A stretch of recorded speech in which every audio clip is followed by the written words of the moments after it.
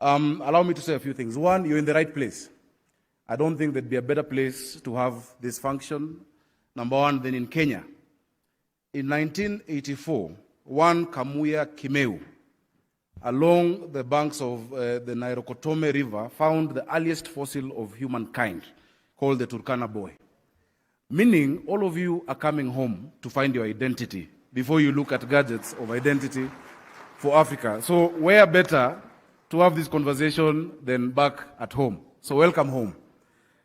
Number two, Nairobi is the silicon savannah of the continent.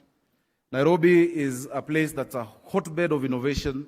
Our young people have led the way and have blazed the trail when it comes to technology. And so this is the right place for us to have the confluence of digital solutions to identity. As a county government, we are, I think, the second on the continent to start a physical addressing and street naming system that is on GIS. And I'm sure, because I've gone around and picked a lot of the brochures, a lot of the solutions, many of which are for national governments, also will make sense to us as subnational governments.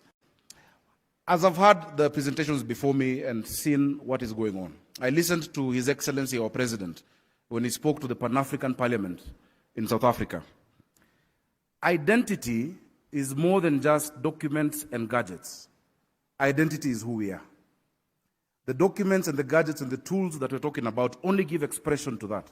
But we must ask ourselves this today, as this new generation of leaders grapples with this. Are we just 1.4 billion people stuck within 30 kilometers square, or is there something that defines us as Africans?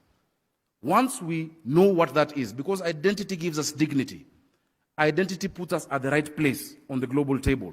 But we cannot claim that space if we don't know first who we are. First, the identity as Africans, and then our identity as citizens of our nations. It's a very liberating idea.